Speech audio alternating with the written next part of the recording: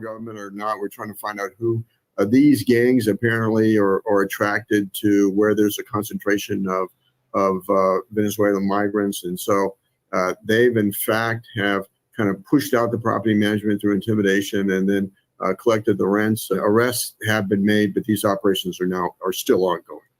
They're collecting the rent. Good Lord. Danielle Jurinsky is a city council member in Aurora, and she joins me now. Danielle, a spokesperson for the governor of Colorado, Jared Polis, he's dismissing you. They say this is all a figment of your imagination. Would you like to respond to that? Yeah, I just would ask him, is this also a figment of the Romero's imagination and all of the other folks that I've spoken to at these complexes and that I've physically moved out? This is one heck of an imagination. What are you going to do about this? Well, what I've been able to do so far is bring this much attention to it. And I plan to continue to bring this kind of attention to it until this is addressed. I'm not going to sit back and let this be downplayed and let this be ignored. The governor can attack me all he wants, but I am going to continue to expose this. And I will continue to go into these buildings and I will get as many people out as I can. You got to get people out. What about the people who are barging their way into these apartments? What are you going to do about them? Can we arrest them in some way? Well, I think that that's where we need the help of our state and federal partners. I mean, this is way beyond any one local law enforcement dealing with this. This gang is here. They have spread out. They have taken over multiple apartment complexes. This is not just in Aurora. And we need a group effort here. Who's to blame, in your opinion? Well, the blame starts at the southern border. I mean, first and foremost, we need to shut down our southern border and we need to put policies in place that are vetting these people. And then beyond that, you know, you can look at our state. Our governor has made our state a sanctuary state here in Colorado. And the mayor of Denver, you know, they hung a banner on the Denver City Hall that said, "We love migrants." Well, you know, we love migrants too, but can we vet them? I mean, these people are coming in. They have hundreds of guns. They are running whatever kind of operations they are running. And I'm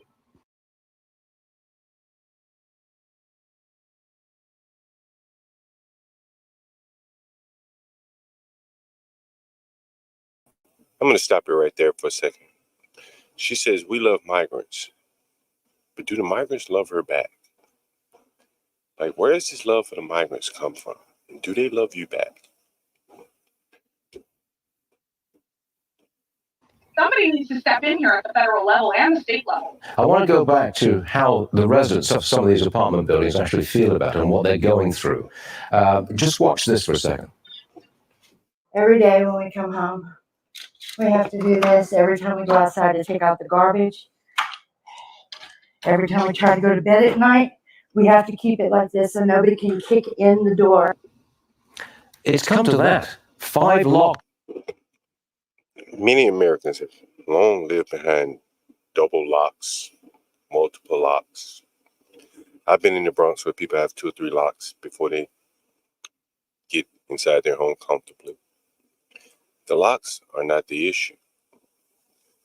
They're using that almost as a smoke screen for what the real issue is here. On the door. Last word to you. That is one of the folks that I was able to move out the other day, and it is horrifying to see firsthand. And I hope that nobody is listening to our governor. This is not a figment of anyone's imagination. This is very serious. This is very real, and it will spread out quickly across this country if it is not addressed. Councilwoman Danielle Jurinsky, thank you very much. That's a councilwoman from Aurora, Colorado. And she's talking about the migrant takeover of, as she says, several apartment buildings, not just one in the Aurora, Denver, Colorado area. And so people have been asking me, what would John Galt do if someone, a group of armed people, try to take over my apartment, particularly an armed foreign group like that? And to be quite honest with you, I don't know. I've had Americans try to take over my apartment. And so what I can say is that people are willing to follow behind a dictator, a strong man.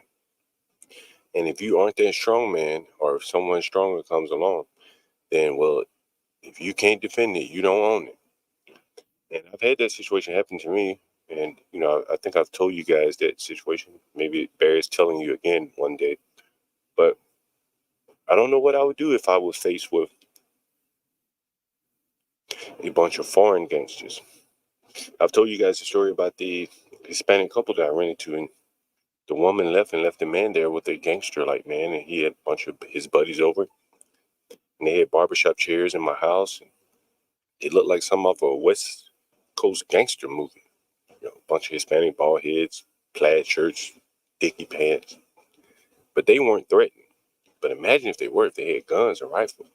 You know, I'm encountering people I can't even speak English to, I can't even reason with, because there's no common language.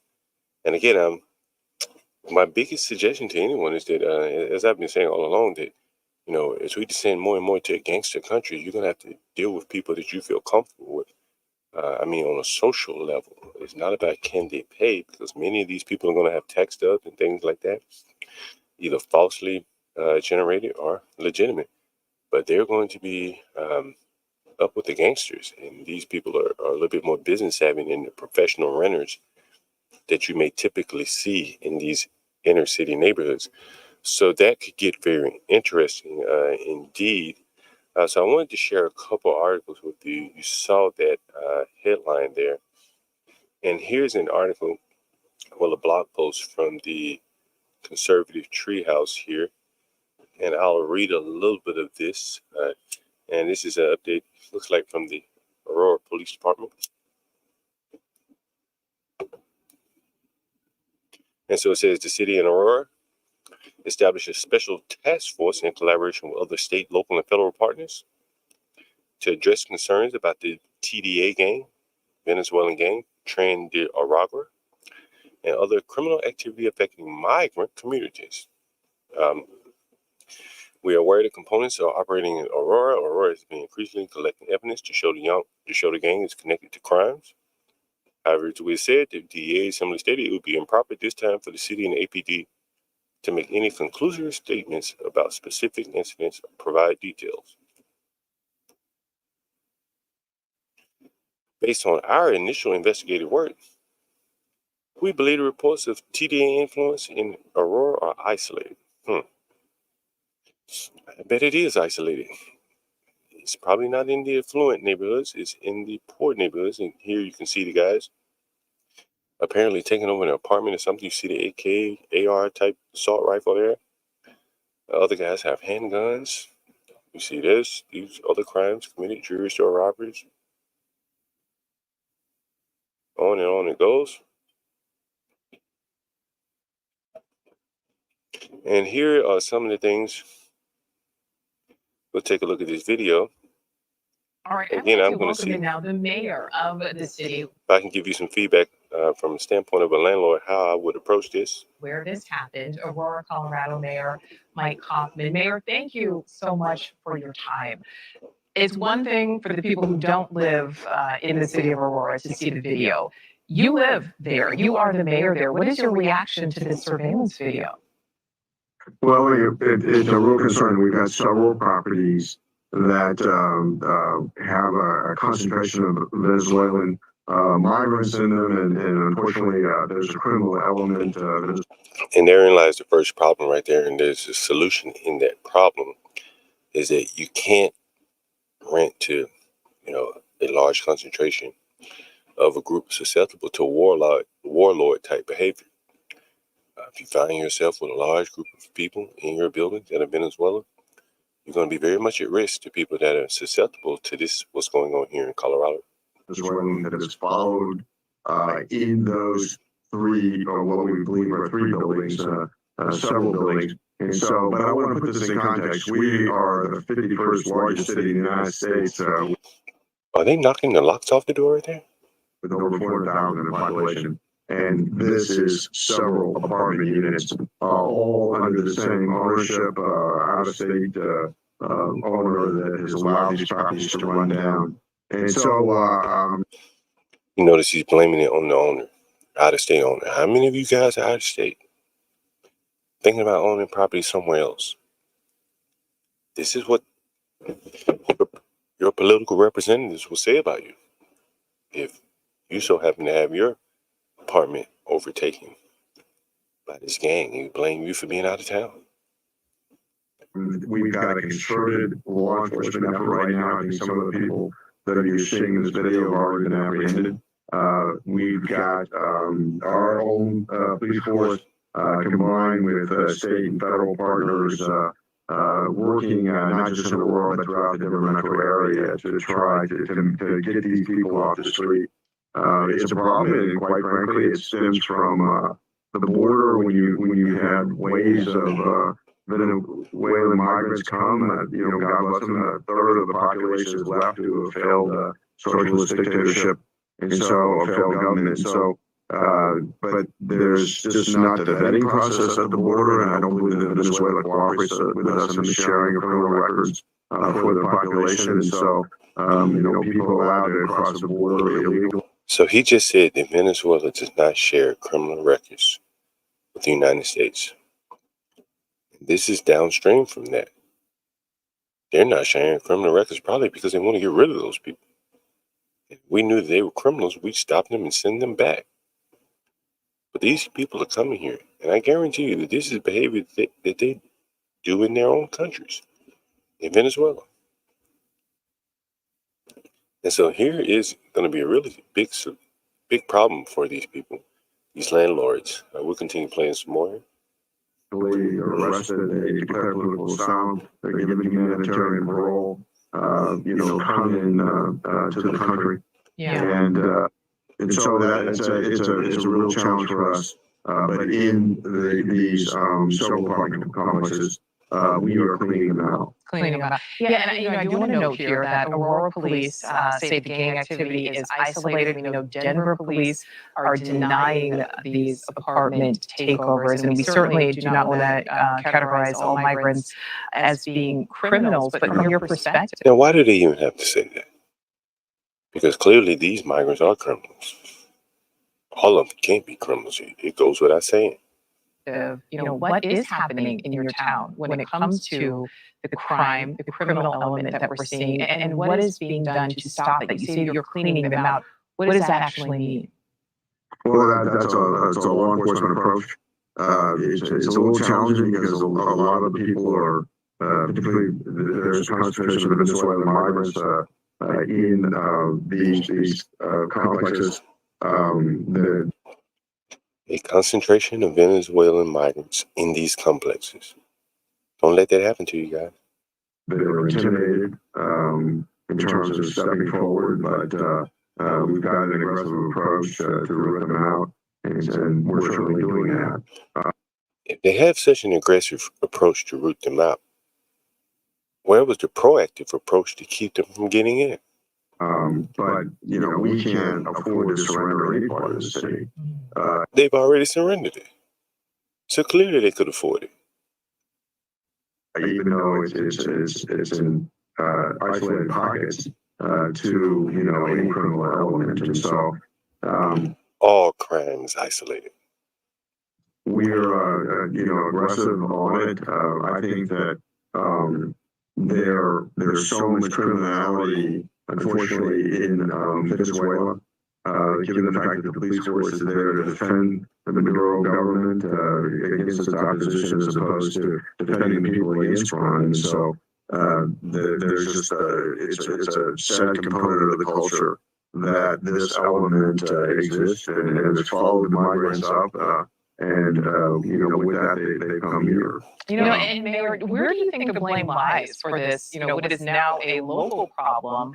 Do you feel this does stem from a national problem? Is this something separate? Is it a combination of multiple things? Absolutely, it's a federal problem. I mean, Aurora, Aurora has not been a sanctuary city historically. Denver has. The governor of Texas, targeted, I think, Denver in terms of dropping off migrants there. Aurora took the position that this is a federal problem. It's not the city of Aurora problem. We will not expend tax resources on migrants, nor will we be a conduit for federal dollars. And yet, here they are. And so I'm trying to walk it back and see, how did they get here? Somebody's funding them, so I'm going to our nonprofits. Somebody's funding them. He has to act like he doesn't know things. Clearly, someone's funding them. It's the American taxpayers by way of the federal government. They're funding it, clearly.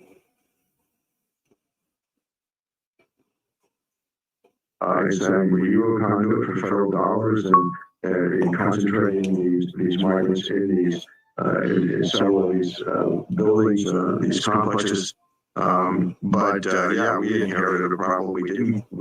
That is not ours. But it's now, but now we're sharing in it, and so it's really disappointing. But when you have a policy, a federal policy, somebody can walk across the border illegally, get arrested, declare political asylum, get humanitarian parole, and released into the country pending their court date, which could be could be a long ways out. Yeah. And then to make matters worse, the problem actually goes beyond this gang problem because desperate people do desperate things, and these migrants have 6 months before they can apply for a work permit. Right. Thanks for watching. Go to joinnn.com to find. There's another migrant article coming up about that, about, I guess, a migrant News Nation on your jumping on a school bus. We won't cover that now. We'll cover that one later, but you'll see that the crimes are rationing up there. And so back to this article from the conservative treehouse here. They're saying these events in the headlines are a predictable outcome from the Biden-Harris border collapse. Everyone needs to have keen situational awareness at all times. Safari rules apply. But as it relates to, landlording and things that I would say there, again, you're not going to be able to have a concentration of these type of people because any of these people could be related to some of these people, and they could be relatives, friends, family. They're gang related, and they end up just taking over the place. The other thing is that if you were to get them in, you're going to have a very hard time getting them out. So, as I say, the only solution really, because these are people that probably you can't even speak to. So the best bet, again, is to not rent to them. Now, there are a lot of ways that they could get into your place by using someone else. And I've read about some things like this happening, that they'll have someone legitimate looking rent for them, and then they just take over the place. There's not a lot of ways to avoid that, but one of the things I think that you can avoid that is, unfortunate to say, is English speaking, primarily English speaking people are not going to be willing to pull these kind of scams, and so you can avoid it by and large by not renting to these migrants. It's going to be very they're going to throw out a lot of lure in the water to try to entice people to rent to these people. But I would resist it at all costs because, again, you could be renting to a gang member from Venezuela, and there's no way that you would know. Hell, the government, our government doesn't even know. So I just would not rent to them, period. Unless I knew them. It's just too big of a risk now. You really don't know. You could be susceptible to something like this. You'll never be able to sleep at night knowing that you have people in your place like this that can at any point turn on you. And primarily, I think this is going to affect apartment buildings, larger apartment buildings, complexes. And so it's primarily going to fall on like small, mid-sized owners. So most of the people listening here probably are mid-sized owners of apartment buildings, but you can be taken advantage of even in a house if you rent a house to people like this. Or even say, I've had situations where I rent a room to an African and 4 or 5 people may show up, him, his wife, and 3 kids. So those kind of things can happen too. So anyway, I did want to cover that. And if anyone has any questions from a landlord perspective or from a migrant perspective, I'm willing to answer those questions. Right now, I'll just go through the comments. And as we're speaking here, we have 13 people in the audience. Don't forget, we're also streaming live on our other channel, on our other stream. It's HB2N, our co-host, HB2N. You make sure you guys hit the Cash App for HB2N and myself, John Galt. You can see the banner scrolling there. So let me go back to the comments here. According to the Democrats, the migrants commit less crimes than Americans. It's interesting how that propaganda just took off like that. I've heard people out on the street, just recently, even in some of the street interviews that we did, where the lady more or less said that the same thing. Hey, they don't. There are no statistic that show that they commit more crime than anyone else. So it's going to be very difficult arguing with that with someone if the government doesn't provide the statistics on migrants. How the hell are you going to argue if they do or don't commit more crime? So it'll be just another point of debate that no one will ever be able to agree on there. Sir Tice says salute. So Ryan, what's up, Ryan? Harris says she would prosecute, but what was she doing for less? I think even if they prosecute, man, let's be honest. What are you going to do? Deport all these people? Well, they're not going to stop them from coming back. More likely, they will punish them, judicially with a slap on the wrist and allow them to go free, something like that. So I wouldn't put my stock in them being deported. I just wouldn't do that. I mentioned to you a while back, and for the people that, maybe I speak in kind of esoteric language, and I don't always connect the dots. About a week ago, I mentioned that on the stream here that New York City has finally, or recently, opened up their waiting list for Section 8 vouchers. And, this Section 8 waiting list has been closed 15 years, and now they just surprisingly open it back up. Well, it's no coincidence. When you got all these migrants, surely you're going to open up the Section 8 vouchers. And they're going to have to entice people to accept these migrants with the Section 8 voucher. And how do you do that?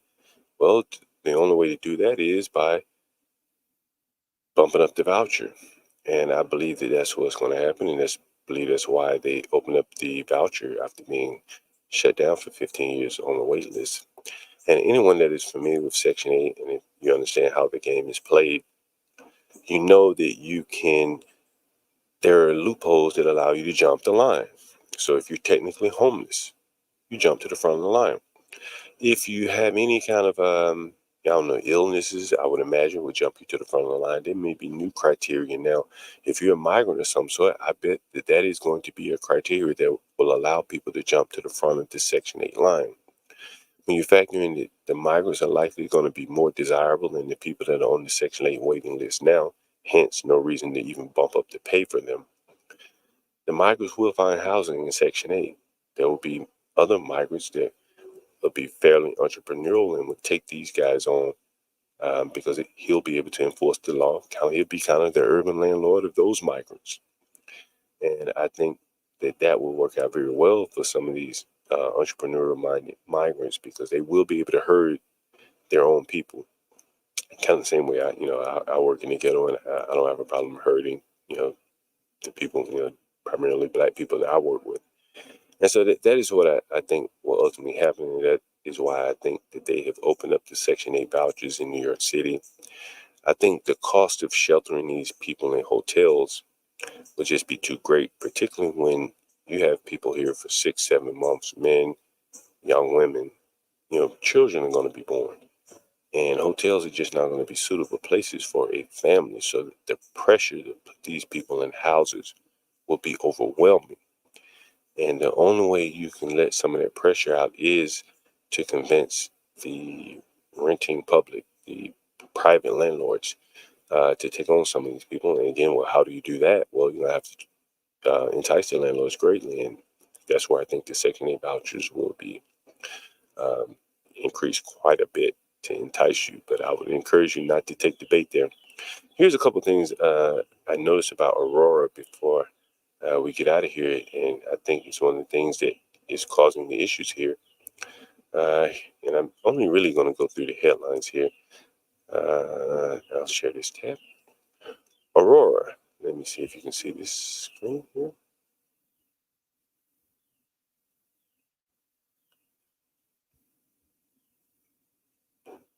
What's up, Rashu? Salute to you. Check this out. Aurora, the city where the migrants are taking over the apartment buildings, they're searching for the 7th police chief in 5 years as interim police chief Morris announces departure. Now, who is Morris? Let's take a look at Morris. Wow, there you go. Here was the interim police chief while the migrants were doing their due all over town, taking over apartment buildings. This is a woman that was in charge of the city's police force.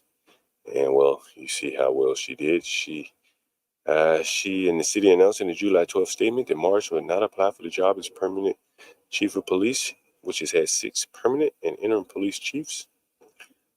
She's been there 2 years. Apparently, after over 2 years of having an interim chief, at the completion of this process, the department will have a chief who's not an interim. So they have announced a new chief. But again, this is a force that has been battered by civil allegations against their police department, just kind of a ineffective, if not incompetent, police force. And so it's no surprise that the migrants would take root in a place like this with a police chief that looks like this interim police chief. She's almost like a substitute teacher in some cases here. And then here's another item that I want to show you. Here's the executive leadership team of the Aurora police chief. Well, this is her when she was in charge. And here are some of her subordinates. Chris Jewell. Here's another guy, Kevin Barnes. Again, he's an Alabama native there. He spent most of his career with the Special Operations Bureau. Mark Hildebrand, Philip Rathbun, Jason Sneeback. This guy's probably not a police officer. He's just a manager. So, make your own judgment here. But 7 police chiefs in 5 or 6 years, that's never a good sign. And particularly when you see that she's probably up against gangsters and criminals who are probably a little bit more savvy than she is in terms of fighting crime versus committing crime. I think these people are probably a little bit more committed than her. Yep, and that is right. A female police chief, that is true. Ryan says, but we know the fastest way to the front of the line is to just tell them that you are, that may be what we need to do now. Migrants with kids, yep, you are definitely right. When I stood in front of that Row Hotel and the Roosevelt Hotel, one of the things I noticed, and I've been mentioning it all along, is that those people are they just can't live in a hotel room without a kitchen, without, a proper kitchen, bathroom. If you have a newborn baby, or even children at this point, you're in one room with daddy is going to be in bed with mommy and next to a 5, 7, 8, 9-year-old. The pressure to put them in apartments, private apartments, is going to be too great. And the state governments already have a payment process by way of Section 8 that is very efficient in terms of paying the landlords, particularly very efficient in terms of paying large landlords, and then large landlords get big block grants for Section 8 money. And so I think that from my point of view, that only makes sense is that the big landlords who can hire a Latino staff to be the intermediaries to these tenants, they can be paid, so they'll get paid so much that they can afford the additional staff, and they can afford the additional headaches, and they can disperse it a little bit. I think for the smaller landlords, the risk is just too great, Anyway, let's see here. Yeah, female police chief indeed. Any other questions, guys? Anyone want to hop on the panel? You have a comment, anything like that you want to say? I'll drop the link there. Otherwise, I'll look through the comments. I had one more article I'll probably share with you about I think I have it here. I guess they have now confirmed their police chief. You can see him here.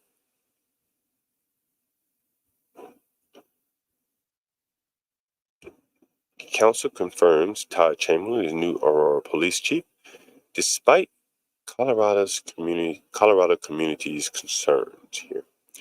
So if we scroll down, members of the council voted Monday to confirm Todd Chamberlain as the new police chief. This will be the 8th police chief, or the 7th, give or take. Several citizens voiced strong opposition, criticizing the lack of community involvement in the decision-making process. They got some more diversity here. Aurora City Manager Jason Batchelor. I want to look and see who this guy is. Very curious. Described Chamberlain as a seasoned professional. Council members in favor of Chamberlain asked the community to give him a chance. Blah, blah, blah. Multiple residents condemned the city's decision and urged the council to vote against the appointment. So you see a lot of rancor here within the police department, within the community regarding the police department. Many speakers who were there to demand justice for Killian Lewis, I'm assuming he was killed by the police here. Madine Schaffner, CEO of the Epitome of Black Excellence and Partnership, questioned Chambers' acceptance of the position given the controversial process by which he was appointed. The experts that you're looking for are in our community. We are the experts, so we should have been part of the process. Okay. This was not done the right way. Back up. Do this the right way. Let me maximize that a little bit just for you guys here.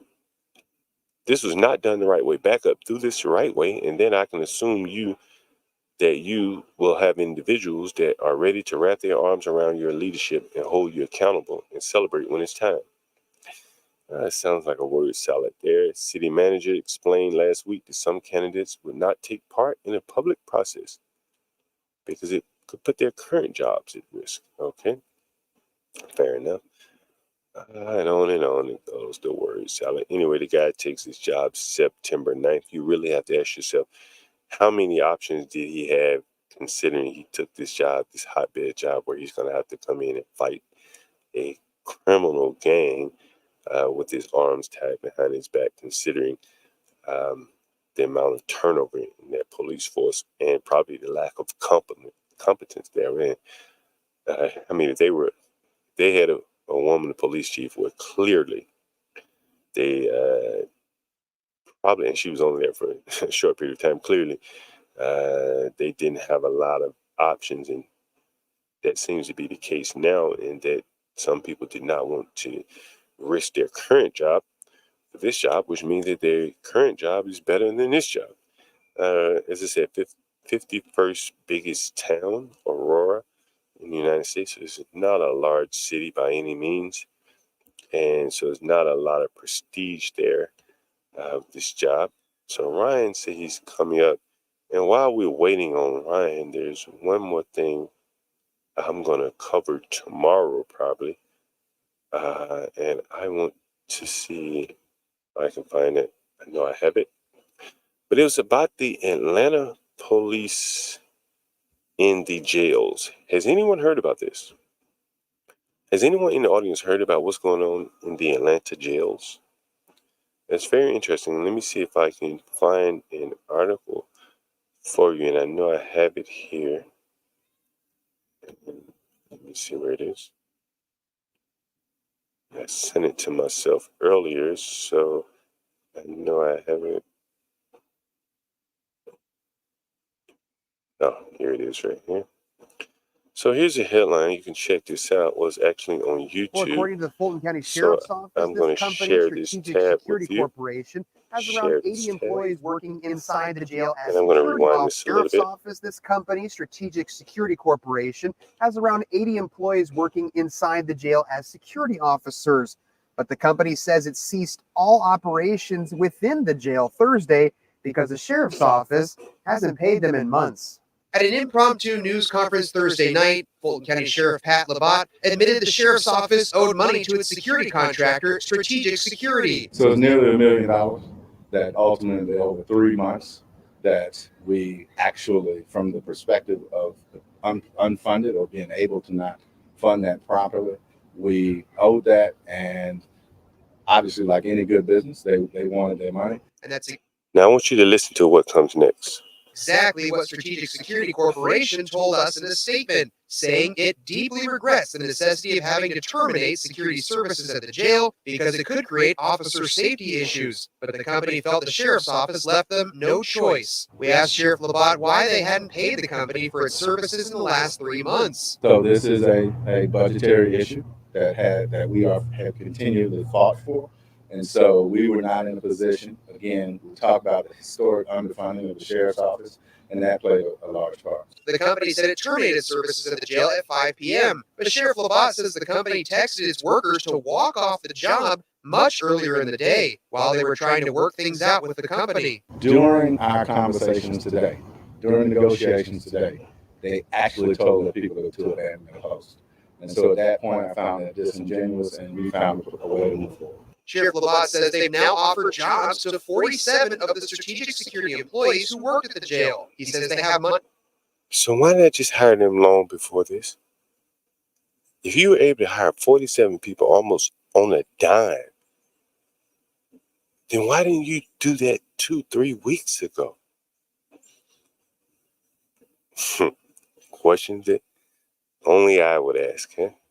Money in their vacancies budget to use for those hires, but says his office couldn't use those same funds to pay the company. So again, there are two different buckets of money, right? One is contractual money, the other, what we're using, are monies that were gleaned from the vacancies.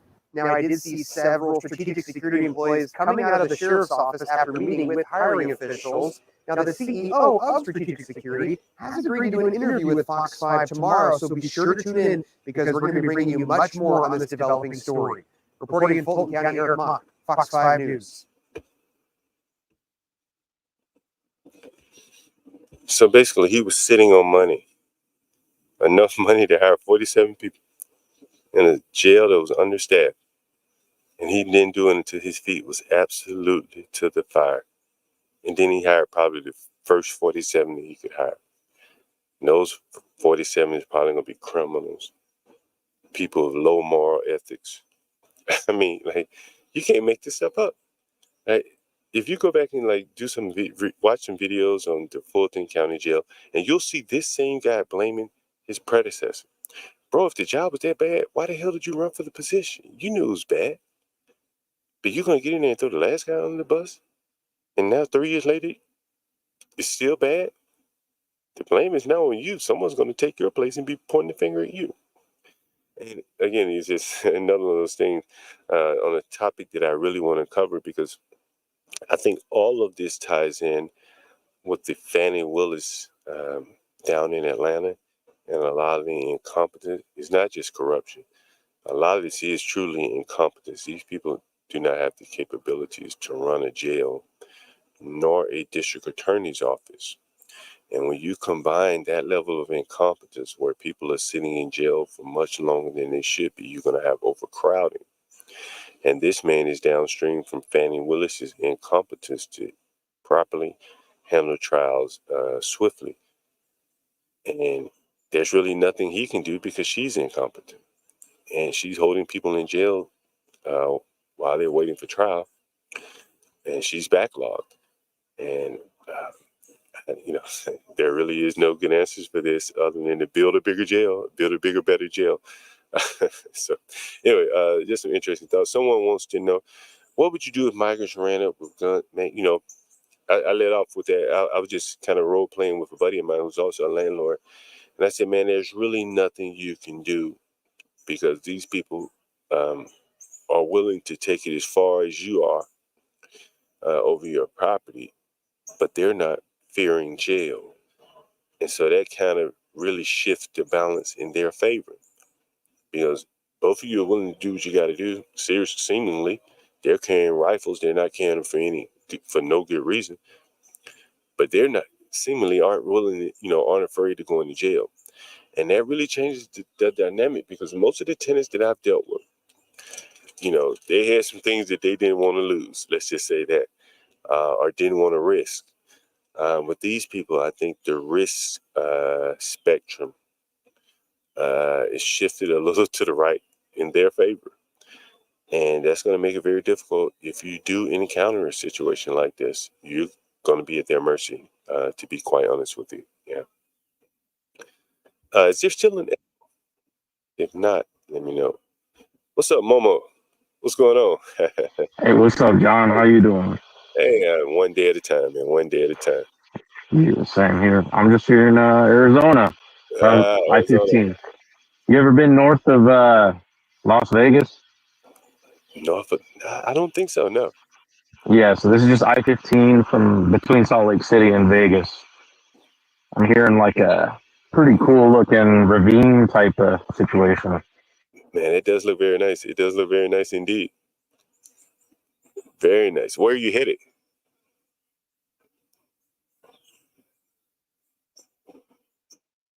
Momo? Yeah, you probably don't have good service out there. I was going to ask Momo, has he seen any migrants down in the Arizona area? I would assume that migrants are traveling through that area since it does share a border with Mexico. So that would be interesting if he's ever seen any migrants traveling in packs. Can you hear me?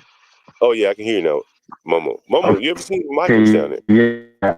I, well, I was gonna say I was surprised that I have connection. I might cut out at any time because usually like one of these types of. Yeah, you're cutting out right now. So, when you get back, if you can hear this question, have you seen any migrants in your travels through the Southwest? They should hand it over to a private correctional firm. That's the thing, man. And then people will be complaining about private prisons. Again, these people shouldn't be here. This whole thing about I think the whole legal immigration. I was reading an article from Andrew Anglin. He was making a good point. Like, couldn't they make all the illegal migrants legal? If you say you're for legal migrants or legal immigration, well, the government could easily just make all these people legal. Would you be okay with that? So, I think you're really concerned more about people that are trying to make a distinction between legal and illegal. I think you're just arguing a distinction without a difference in many cases, because it really depends on who the government decides to make legal. And if it's a whole bunch of people from Venezuela, you're probably not going to be happy with that. That's just my thought. Momo, you there yet?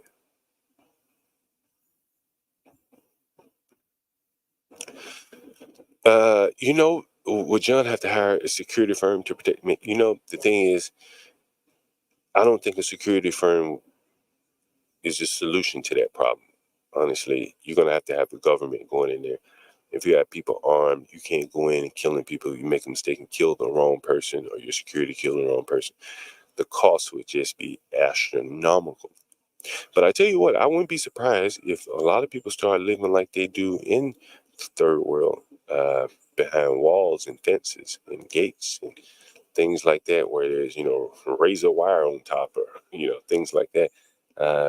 As the crime ratchets up and the more sophisticated criminals enter America, and we've seen some home break-ins like in LA, where they've been able to get around security systems to get in mansions and things like that. That's not your run-of-the-mill American crime, and I don't even think it's your sophisticated American criminals. They aren't really breaking into homes like that, and so I think you're going to see a lot of these people have more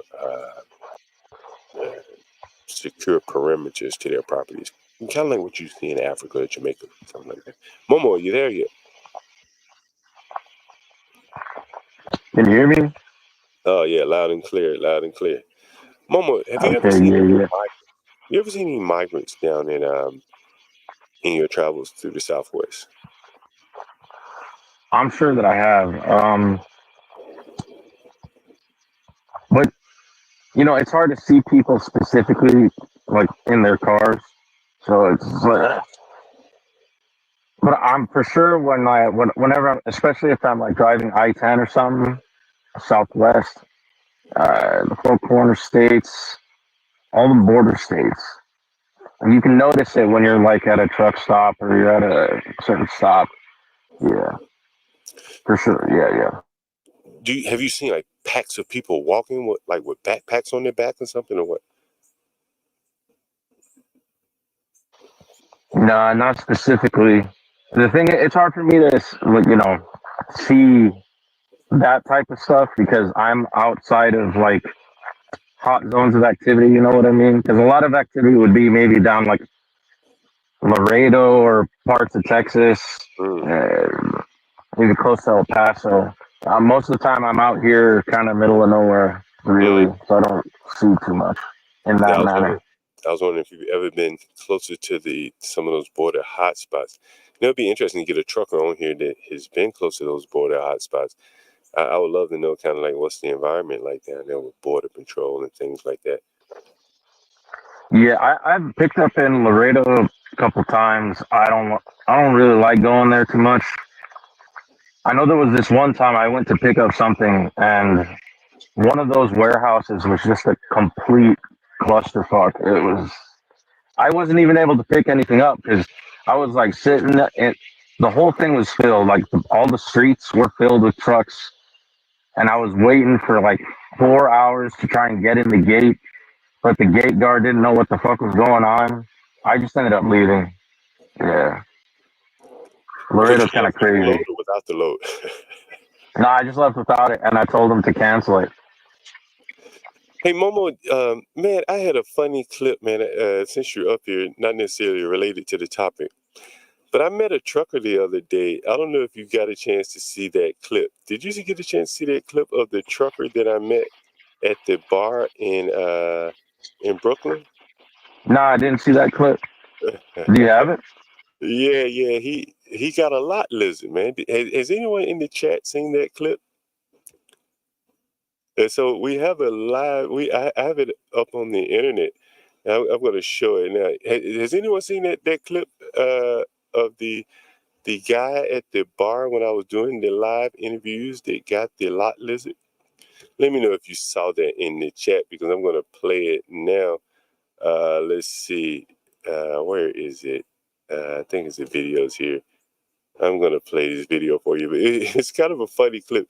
So he picks up a lot lizard in Maryland, and he talks about her. I'm going to see if let me see if I can play it. I got it right here, Momo. Let me know if you can hear it, Momo. Are you able to hear it, Momo? Yeah, I can hear it. All right, it's coming up, Momo.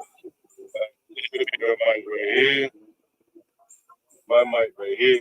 I ain't bringing it to the headphones, so I just have to record the voice. All right, here's the camera right here. You kind of talk, and I'm gonna go up for 5 seconds or so.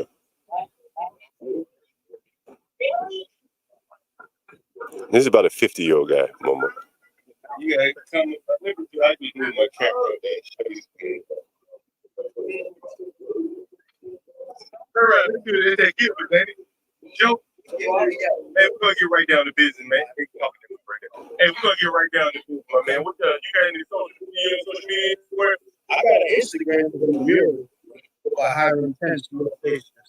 HIRAM TNC_USA. I mean, So you mural. in houses anywhere. In houses, where with the spray can. What's the last mural you did? Last mural I did was for a company called Junk Team. They do junk and media. You got man. Man, you 53 foot, 18 years. Oh, man. You gotta subscribe to the show, man. Overnight, we do a truck. Oh, yeah? Hey. And what y'all talking about the truck, man? A little bit of everything. A little bit of good stuff. The bad stuff. A little bit of trucking, a lot lizards, you know what I mean? Home money and rest stop reptiles. You heard that, Mama? Yeah, I'm just fueling up, so I'll just be listening. Yeah. She wanted $50 for a half hour. $50, I ain't give her a half hour. You give her a half hour? About 17 minutes. 17 minutes? Yeah, that's what oh, hell yeah. It was working after too. Where were you? I was in Monrovia, Maryland. I'm not going to tell you the warehouse. Come on now. And at this particular warehouse, you pull in, you can't pull out. So I stayed out there. You know what I mean? I'm not going to name the warehouse. I know I could have outside of it. Oh, you can't pull out. Right. So you stayed on the outside, then had to do it, and then went inside. Got off. You heard that, Bobo? Hey, Bobo, so he says Someone said there's an echo when I play the video. Oh man, I don't know how to resolve that. Maybe my mic is too high. I don't know. But anyway, Momo, the guy is saying you can go watch it yourself. The guy is saying that I guess he was pulling into a warehouse that when you pull in, you can't pull out. So he had this prostitute, and so he stayed outside of the warehouse so he could sleep with the prostitute. You got to check it out, Momo. You know what else he was telling me? It's up on a video on your channel? Yeah, I'm gonna put it. I'll put the link to it right now in the chat. Okay. You know what else? You know what else he went on to say, Momo? He said he was What driving is in New York City. He said he was driving in New York City and called 911 on himself. You can hear it in the video. He says it right after this. He really says, what he needed for, basically? He said he got so nervous he didn't know where to go. He said he didn't know what to do, so he called 911, and they told him what to do. I said, man, actually, it was pretty smart, man, because you run over a bridge or something. And he said they told him what to do, and that's how I kind of. Yeah, that's pretty smart. There was this one guy I saw. He worked for like Western Express, and he probably should have done that because his company did some messed up thing with his truck where it would slow the truck down to 2 miles an hour whenever he was approaching a low bridge, and all the bridges in the area of New York were labeled with too low, even though they changed the height. So he was just, yeah. He should have called 911. Man, I was right outside of New York in Jersey once, and a lady ran up on I guess it was a bridge or something, right outside of Jersey. Those highways are very narrow. And she just stopped the bus. It was a mega bus, it's like a double-decker mega bus. And I guess she didn't know how tall her bus was, but the sign was clear on the bridge.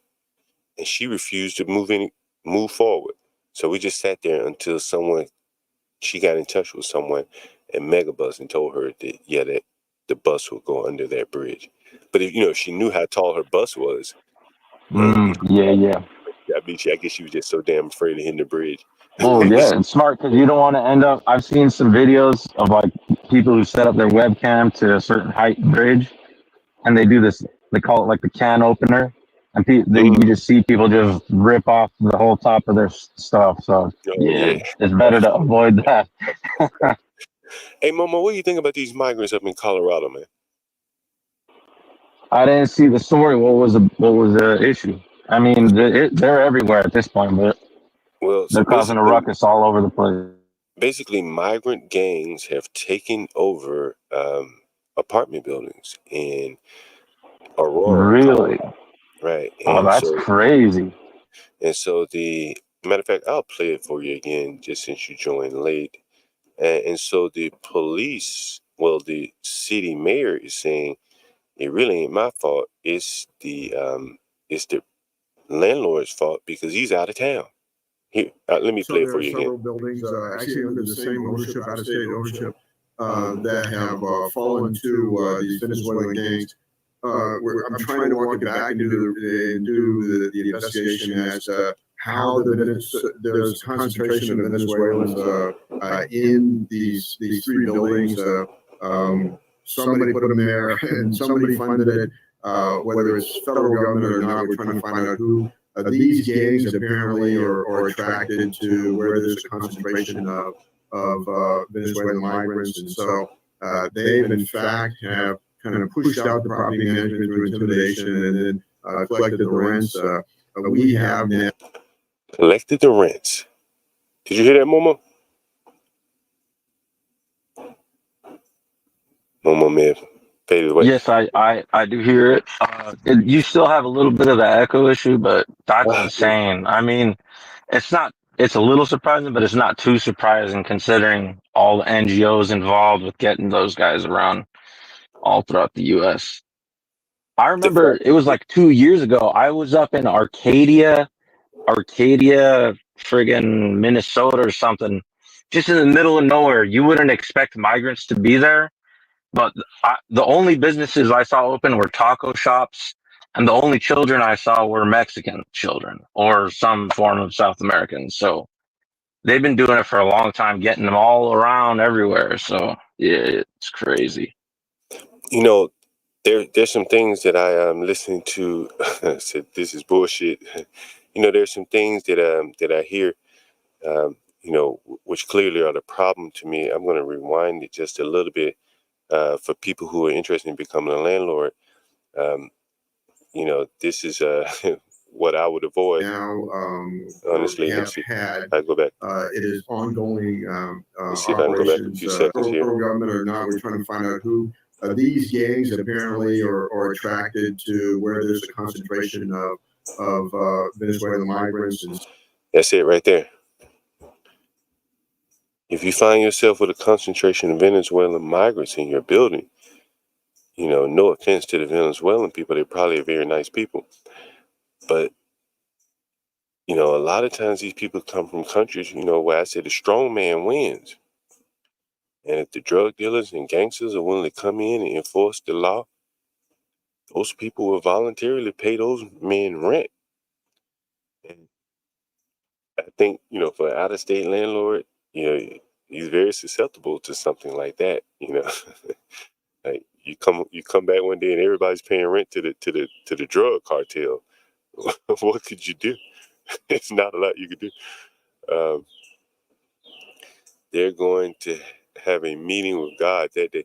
Man, like I'm telling you, man, like you don't want to go to prison killing one of these people, defending some property. Honestly, if it gets to that point, you really have to ask yourself, is it worth it, to be honest with you? Like, because those people really are willing to, like I'll show you the videos. You saw the videos, you saw the pictures, you see the kind of guns they have. Here's the gun, here are the guns. And matter of fact, I'm going to keep playing the video a little bit so you can see it for yourself. I mean, they're breaking into an apartment here. Take a look. Look over the guy's shoulder. So they've in fact have kind of pushed out the property management through intimidation and then collected the rents. We have now or have had, it is ongoing operations with a task force of local law enforcement, state law enforcement partners, and federal law enforcement partners to root them out. And arrests have been made, but these operations are still ongoing. With the arrests that have been made, are these confirmed gang-affiliated members? This is an organized criminal effort. Whether it's Tren de Aragua, that remains to be seen. But it really doesn't matter. I mean, if they're Venezuelan migrants and they're conducting crime in an organized manner, they're Look at that rifle. It's kitted out. I mean, he just didn't pull out a rifle. He got a scope. Hell, it even looks like a baton at the end. So, okay, so you're able to confirm that this Venezuelan gang has indeed taken over at least some of the buildings. You're saying at least 2 of the 3. And what I just heard from you is you don't know how they ended up there. And you even made a suggestion that they could have been sent there by federal officials. I heard you suggest. I mean, do you have any reason to believe that to be the case? So here's the problem. I think we're a victim of a failed policy at the southern border because what you have, Venezuela does not cooperate, according to my law enforcement, Venezuela does not cooperate with the United States in sharing criminal history. Venezuela does not cooperate with the United States in sharing criminal histories. That's worse than a roll of a dice. You just letting anyone come in. You had a third of the country leave. You've had these massive waves of migrants coming across the border that many of them crossed the border illegally, were arrested, asked for political asylum, were not adequately vetted, were released into the country. The city of Aurora, we did everything we could to quite frankly keep them out of the city because it's not our problem. This is a federal problem. This is a problem borne by the federal government. But what we're trying to find out, and what I believe occurred, was that federal agencies worked with some of our local nonprofits and put them there. Now, most of these people are very good. They always have to say that. Good people. But there's a criminal element that, from what I understand, what law enforcement is briefing, it often follows them, intends to exploit them within their own migrant community. And so We believe that that is happening now. Now we're the 51st largest city in America with over 400,000 in population. This is only several apartment complexes. Yeah. But nonetheless, I'm not going to surrender any part of this city to a criminal element. With all due respect, it's no longer, I mean, just in the hands of the feds when you've got, we've heard reports that this gang has green-lighted its members to attack your local police. What are you doing about that, Mayor? Well, we're aware of that in the Denver metropolitan area, that there are elements of Trinidad Aragua here. And so, we're in terms of how our police operate, the tactics, what they're doing to protect themselves is our number one priority. So there are several buildings. I mean, there's really nothing they can do, man. Like they, hey, what's up, DG? There's really nothing they can do, with the tattered police force that they have. You're really on your own out there, to be quite honest with you, in my opinion. As a landlord, you get those guys in there. I've had the guy Philippe on my stream. You're looking at a year from a legal process. And by that time, these guys will have torn your place up. You wouldn't even know who you evicted. Now, you have to have the name of the person that you're evicting. If a bunch of migrants move in, you don't know what their name is. You probably can't even legitimately identify them. So I think that's some of the problems. And for the landlords out here, I think, as I've said all along, I think it's become more of a more tribal America, in that this may bring Americans together because we probably will deliberately discriminate against migrants if given the opportunity.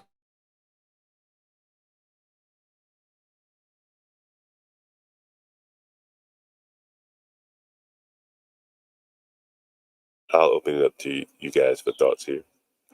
I'm a little distracted, I'll be honest. Someone just opened my door. Let's see. I'll put the link in the chat. Anyone have any questions? It's going to be a short stream. Otherwise, I'll answer any questions. What would I do if I were faced with a bunch of Latino gangs? I've had that issue before. As I said, it wasn't, luckily they left without an issue.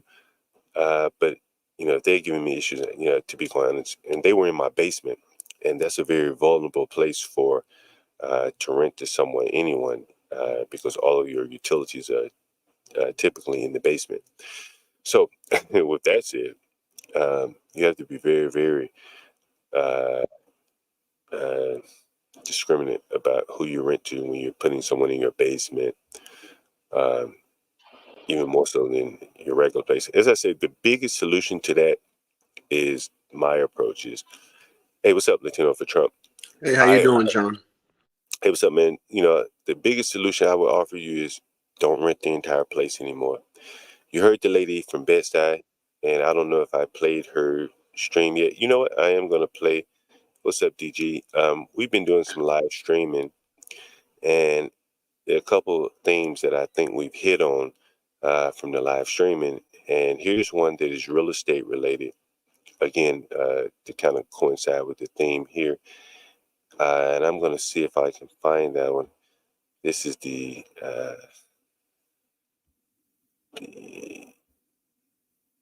lot lizard guy, but let me find the lady. Hold on for 1 second here, guys. Give me 1 second. Yeah, but there's also I believe Florida and Texas are the only two states that actually have you protect yourself if something like this happens. Yeah, I don't know what the rental laws are like in Texas, but I imagine it goes city by city. Yeah. And so in these liberal cities, like Austin, you could really be caught up in a jam like that. And that's why I'm glad. Are you in Texas?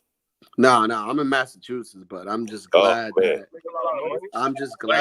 where I'm from, it's mostly conservative. So. Hey, how's the echo in my Nah, I don't hear no echo. All right, I want to play you guys this video right here. Let me see if you're able to hear. This is a lady. I'm going to give you the background on her. I encourage you to go listen to the video. The audio is not that great, so I may have to talk you through it. But here's a lady. I interviewed her on the street in Bed-Stuy.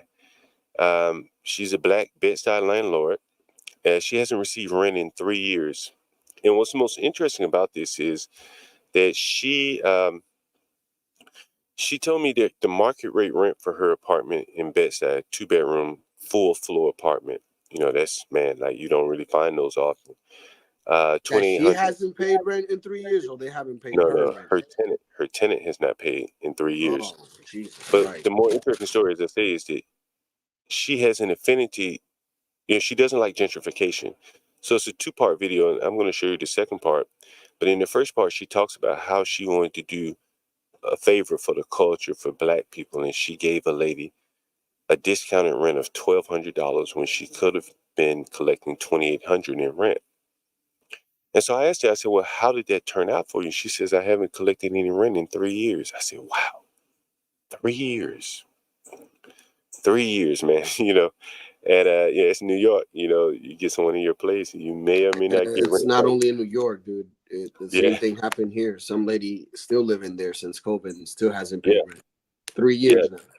Yeah, these things do happen, man. These things do happen. And, you know, these are regular people where you probably could reason with the person. But when you're dealing with the migrants, man, that's a whole nother beast there. So it's 3 years. Man, let me play this video. Hey, Seven Steel, I see you here, man. Did you hear the beginning of the story about the migrants taking over the apartment buildings in Aurora? Pretty amazing, bro. You know, Stanley talking politics.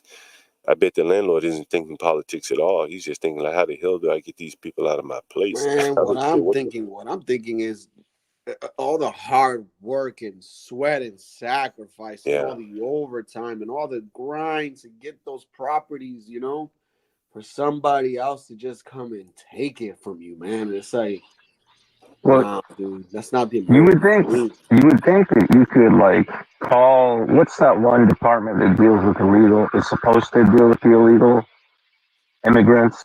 ICE? Yeah, But exactly. they're not You going would to do think, but anything. they don't, because the current administration has rendered them impotent, I suppose. Man, you know, I think many of these cities, even if you look at the lady who's being interviewed, the city councilwoman, she said, we love migrants. How the hell do you love somebody that you don't even know? Like, I can understand loving all human The reason beings. why they love them, John, is you have to understand they get I believe they get subsidized for each person that comes in towards that city. I can So they're understand getting a whole bunch of nonprofit. money. I mean, I can understand a nonprofit loving a migrant. Hell yeah, it breads, you know, it's the butter to your bread. But the regular person, the regular random person, like, I'm not saying you should hate anyone. At best, you should be ambivalent to someone that you don't know, or indifferent may be the better word. But here's someone saying, we love migrants. We want more migrants. We, you know, you just want them to be legal. You know, as I said, man, once you get down in the muck of legal versus illegal, the government can make them all legal. Would you be okay with that? Probably not. You know, so I just think that it's all kind of propaganda in a way. It's really not that complicated, man. Like if this guy had it under control for three or 4 years, I mean, Jesus Christ. Take a page out of his book. Yeah, that that is kind of crazy. One more thing I was going to show you. Let me see if I can find it again. Oh, it was the lady that wasn't getting any rent. Let me share that with you. But I invite you to go take a look at it as well. Did I just leave? Okay, give me 1 second. All right, let me share that screen with you. And I hope you can hear this audio. If not, I'll have to kind of fill in the blanks for you. You believe like you make a lot of money, right? What's money? Can you tell us what specifically you do in the entertainment industry? Well, she's talking about being in the entertainment industry. I'll fast forward that. I work for a big Okay. I think it's back here. document. I run the business. What did you do in the? Can you tell us what's and it's okay? Really, that's interesting. How long have you been doing that? I want to find it exactly. Let me see. No. What kind of work do you do? Let me see.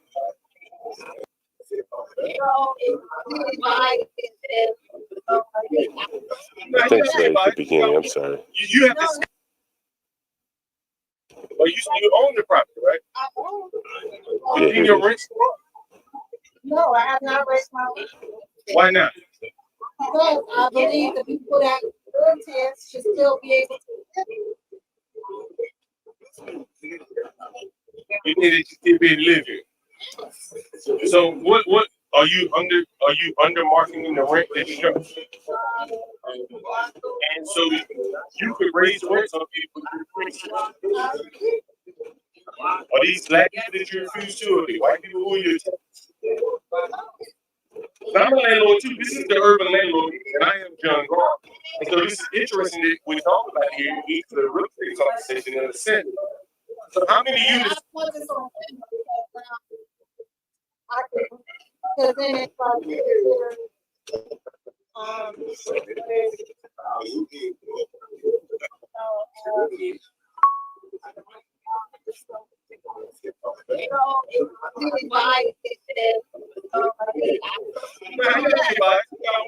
You have established tenants, and you have to establish it like this. You have good tenants. You don't want to lose them. They just have to be that. And right, that's fair, right? How long have they been there with you? More than a year, 2 years, 3 years. And how are your tenants so far? They bring the cabinet. They bring the cabinet. Have you ever had any eviction? Are you able to hear that, guys? She said she's trying to evict someone right now. Someone saying an echo during the video. Let me make sure.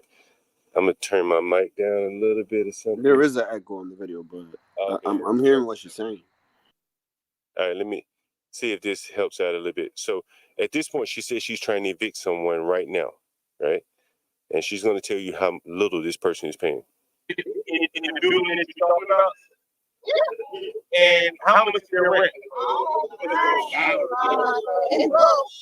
When you say low, like New York, people don't know what's low. For a whole apartment or a room?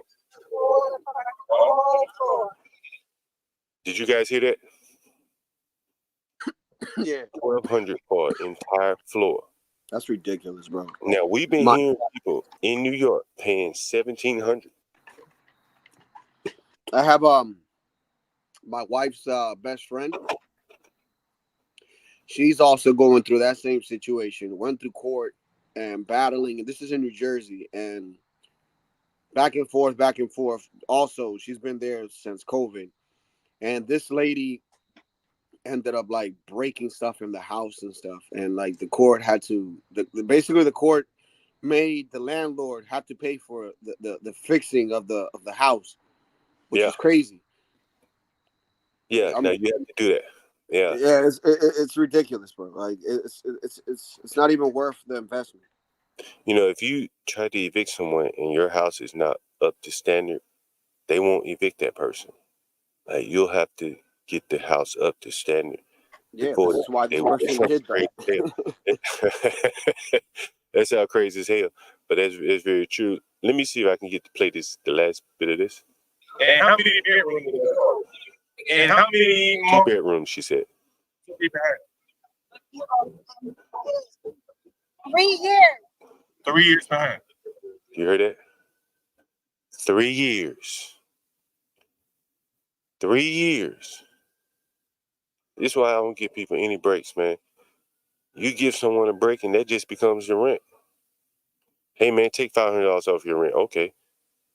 His mind will now associate his rent being $500 less. He doesn't see you having given him a discount and being gracious. He said, damn, my rent's still X minus 500. And he no longer doing him a favor. All I know is this lady cut this woman's rent by more than half. She said she could be getting $2,800. And she still couldn't pay the damn thing. Like, come on. No, she could pay it, bro. No, I know, but I'm saying that she don't want to. She don't want to pay it, right? Because she knows she got her by the balls, because she know that woman is not willing to rules, man. She's not willing to break the rules, right? Yeah, but the rules, the rules. Now the tenant is clearly willing to break the rules, right? The tenant is breaking the rules, but the woman is not willing to break the rules. She want to go by the rules, and what she gonna find out when she go to court and try to put that woman out, she gonna find out that all the rules are in that woman's favor. Yep. And she did it to try to help a black person.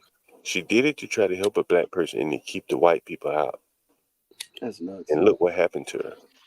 Because in part one, she talks about how she did it. She lowered her rent to help fellow black people, right? She doesn't need a lesson from me. I told you, John. That's so crazy, because look at me, my situation. So my landlord, when I used to live in an apartment in Boston, when we first moved there, we were paying $13.50. We lived there for about seven years or so. By the time we left, we were paying $2,500. The same, nothing has been renovated, nothing, whatever, right? Cool. We talked to the landlord, and we literally we had him write an email and everything, asking him that we're going to break the lease 3 months early in advance, if that's okay. He said that's okay. If you could get somebody to rent it, that'll be even better. Awesome.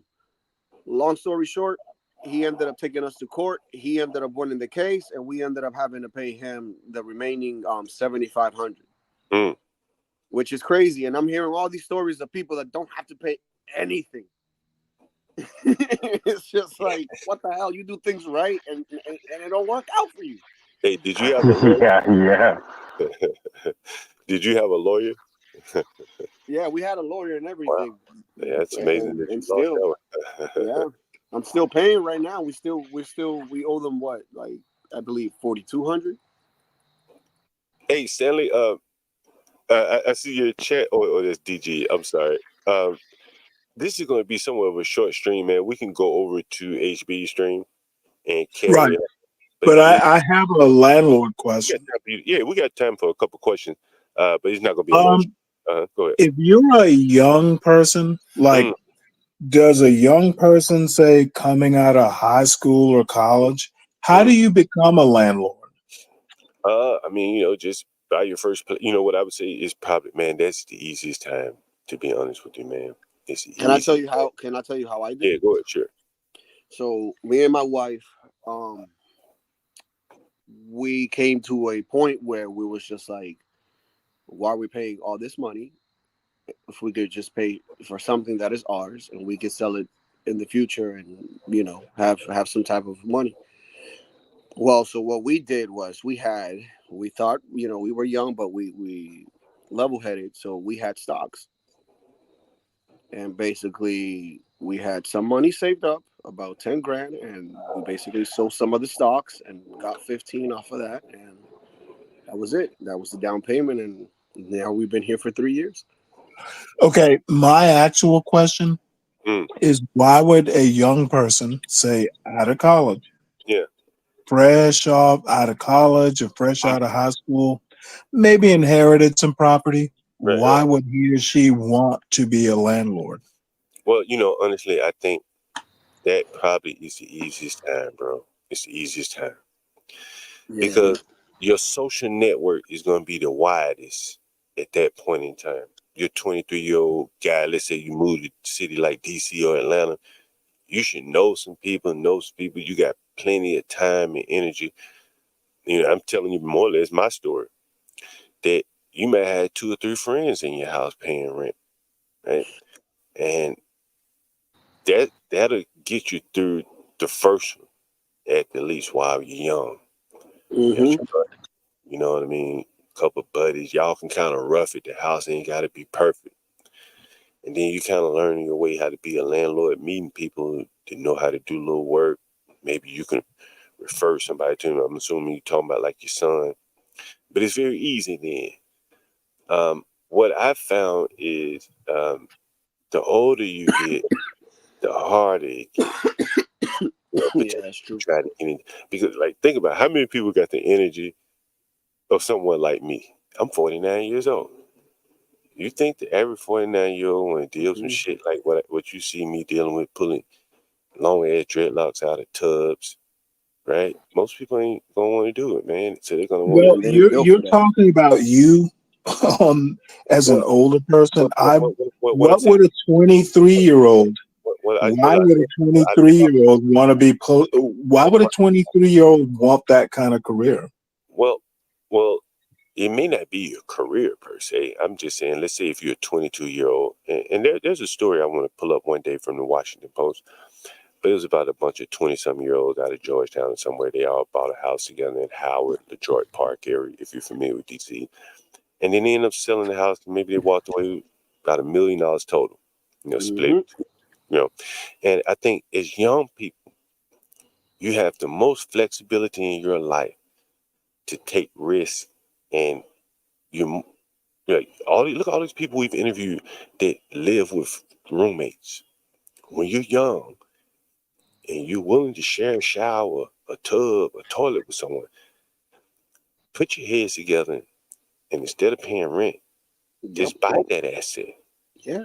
There's young people out here, like we talk to them all the time. They're paying $2,100, right? Mm-hmm. Right? And then the other girl right next So, to it. Hold on. So does being a landlord make you a better person? Does it make you more? No, but it gives you a better peace of mind. I'm talking to John. No, hold on. Now, I'm not talking about morals or anything like this, but what I can say, I was walking home today. And what I can say, though, Stanley, and again, this is my own opinion, it's my lived experience. I've learned more about the way of the world as a landlord than all the schooling, almost all the raising from it. I think I've had good parents. But nothing has taught me the real Sorry about that. Unlike landlord. Like when I was a software developer, I'm still a software developer, in my mind. Everybody's smart, right? Everybody's smart. They're logical. But as a landlord, like, you're dealing with a wide spectrum of everybody. The strategy, you got electricians, plumbers, people in trades, people in acting, marketing, people on drugs, people not on drugs, people that don't drink at all, vegans, like transgenders. I deal with all of these types of people. In no other profession, I can't think of any, where you have to deal with these people, and not only deal with them, but in their most intimate setting. I have to go in their room. You've seen me go in their room, pull bottles of piss out of their room. No other profession did. So you do kind of get to see the real world as it is. When you see people out on the street, they're dressed up, they look nice. But when they go back home, only the landlord, the police, and the social worker knows how people really live. So has that made you a better person? And actually what I'm getting at is knowing the I don't know, man. My how property now is worth why are you talking when I'm talking to John? Sorry about that. Go ahead. I'm saying that my property is worth. Stanley, finish it. I don't I'm care. here to debate with you. You know what? Every time I ask a question, a bunch of people hop up. Yeah, Stanley, no, let me answer you. That bunch of people is here, brother. You know what? John. I'm going to mute and let Dwale answer. No, go ahead, because it's not going to be a long stream. And it's about. I think I'm done. All I'm saying is that if dealing with people's real lives makes you a better person, then good for you. Well, again, I'm not saying it makes you a better person. I'm not judging, am I a better person? That's not what I'm here to say, right? Because in some cases, it probably has made me a worse person. Understand? If I hadn't seen a lot of things that I've seen, if I just been stuck in my cube writing software, a lot of my viewpoints would be different, probably a whole lot softer and more amenable to people. I will say that. But being a landlord has allowed me to see a side of the world, how people really live, that I don't think I would have seen it, and I didn't see it as a software developer. You know, man, I've told you the story. Do you think seeing that side of the world, would you do it all over again? For me, yeah, man, I enjoy it, man. You know what I'm saying? Like, I do, man. You know, like, I was just about to tell you a story. I had to leave my job one day, and I've told you the story before. I had to leave my job and go clean up a murder scene. And then I went in that apartment building. I showed you the murder scene, right? You know, where it all happened. And, man, like, it probably ain't but a handful of people in this country that would go do that shit without, like, any kind of, like, hesitancy.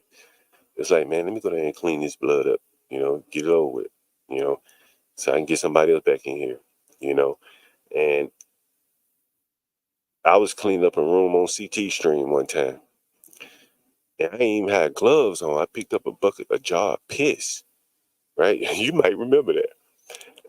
Not many people are just gonna do that shit, man. And I ain't necessarily doing it for the money. I mean, I'm doing it for the money, don't get me wrong, but I could go do something else very easily. But it keeps pulling me back.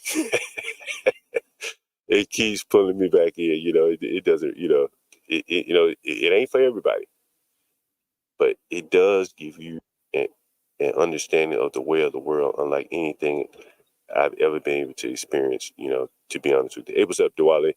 I'll bring you back. It's not gonna be a long stream, to be honest with you. Somebody else just joined. Who is that? Wicked World. What's up, man? Wicked Week, and I know I'm off topic here, but whenever it's hard for me to catch you, and I don't get a chance to go on Ak as much anymore. But man, I wanted to get with you and do a stream with you on you working in Cook County, man. You still working there? Put it like this, bro. I'm not with the guys on the pods anymore. Not right now, Well, you got it suspended or something? No. Put it like this, man. Hard work, rewards, yada yada. You know what I mean? Well, you didn't forget the stories, I'm sure. Oh no. Look, man. I caught what you said a second ago, brother, and this is the thing, John. Men like Stanley will never understand the statement you just said, right? About understanding the unfortunate truth about human nature and behavior, right? Yeah. They'll never understand the laziness, the predatory behavior, the violence, the selfishness, the danger. Yeah, being a naval officer and leading in the Navy, no, I'll never understand that part. What's up, bro? What did you do, Stanley? 1, 2, 3. 1, 2, 3. 1, 2, 3. John, can you hear me? We got a caller. Hold on. Yeah, you on with John Galt. Who's John? calling? Hello? You on with John Galt? Who's calling? Hello?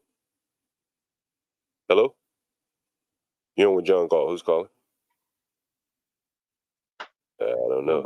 I'm talking to you. Are you here? Hey, John, this guy says he was a naval officer. Look how he, John, he doesn't know shit about shit, John. Naval officer, and you talking like that? Come on, boy.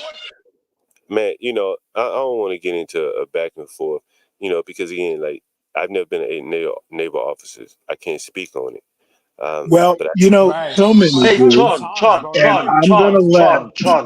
I'm going to let you speak. Dude, you don't know me. I heard the nonsense you spew. I heard the nonsense you spew. John, am I on the panel? Can you hear me? You're on the panel. I can hear you. Yeah. Can you hear me? Yeah. Can you hear me, John? We can hear you. I am Duale. Can you hear me, please? Or you're just fucking ignoring me? Are you drunk again, bro? Were you drinking with? Yeah, I hear him. Are you drunk with Stanley, Duale? Were you drinking with Stanley earlier? All right. Now you don't want any part of this. I'm not drunk, but dude, you might want to focus your attention a different way.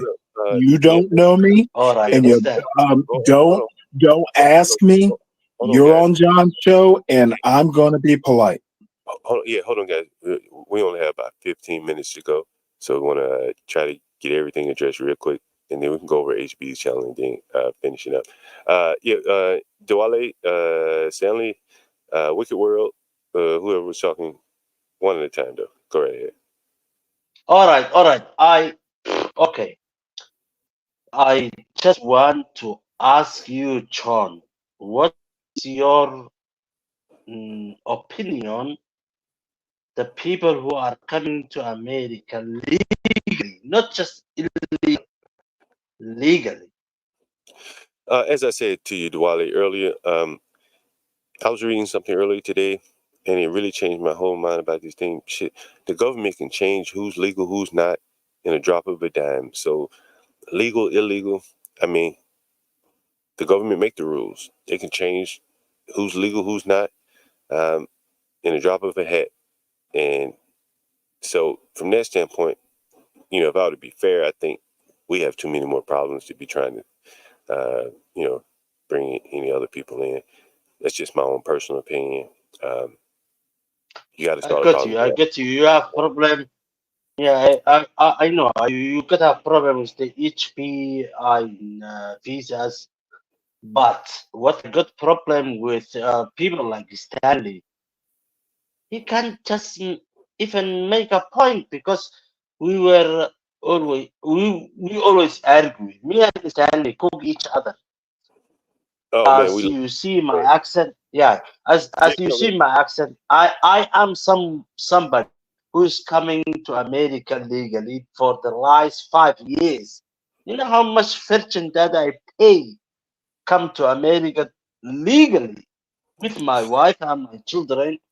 And Dwale, not to cut you off, but I think just like so many other Americans that go about their day abiding by the law, and they're looking like they're suckers because there are people that don't abide by the law and they're getting away with everything. I've shown you the people, the migrants riding the scooters in DC making $1,100 a week, while people driving cars in DC are getting saddled with tickets. That's just the way it is, man. Unfortunately, is that in for America, the last 3 of no, John, you have to be very Dwale, tell John how many times. Tell John how many times you've attempted to do it legally. Right. Hey, we're not going to talk about immigration here. Like I said, Dwale needs to understand that. Don't put my name in your mouth if you can't debate me. Son. Right. We got Mike up here. Let me see if he has a question here. Mike, do you have what I found problematic was 3 or the 4 years or the 2-3 years. We're gonna go over that put my applications fuck. Hey, so what I'm saying is, all right, we're gonna talk about that over HBs, man. But like we only have like 15 minutes. I only have 13 more minutes. I want to try to keep it strict to real estate here. But we can definitely cover the immigration. Cause it is a topic of interest of mine. Mike, what's up? You got questions? You guys, whether you are Republicans or whether you are Democrats, you should create between legals and. DG, you got a question for me? Because I only have about 12 more minutes here. You have a question? Mike, I'm sorry. Yeah. No, when you're saying, come on, man. Yeah, but when you were talking about, being a landlord, you see a lot of nasty stuff, and I can concur with that. I did carpet cleaning and restoration. Yeah. And you have to go into, if you see the way some people live, it will make you sick to your stomach. And I just wanted to. I understand. I used to see you go into someone's house, and on the outside, it's a nice house. Yeah. You walk inside, you're like, no. Yeah. Man, we don't care about any of this. This is what y'all don't understand. No one told you to do this. No, I are you talking to me? Are you no, you're talking to me? I don't know. It's just Yeah, Stanley. you're the one on screen, and you and John. No. Right. I got it, Stanley. We're trying to keep it tight. Oh, I understand that no one told him to do it, and that's fair. You are definitely correct about that. But he is doing it, and he's just telling you his experience. Just like no one told you to go in the Navy, but you went in the Navy and you gained some experience from that is unique to you. And I think that just like what he's saying, you can go up to a very nice house, as you're saying, and it could be filthy, right? Is that what you're saying, Mike? Yeah. Right. House torn up. Mm-hmm. Right. And by and large, you go in there, you see it. You're really not dealing with the tenant for payment. You may be dealing with the homeowner, right? Yeah. And homeowner may live there, but if it's a tenant, right, you don't have to deal with her for payment, right? No. And so the landlord has to deal with the tenant that's poured juice, red wine, walked in there with mud on the shoes and everything else. You've probably seen all these type of things.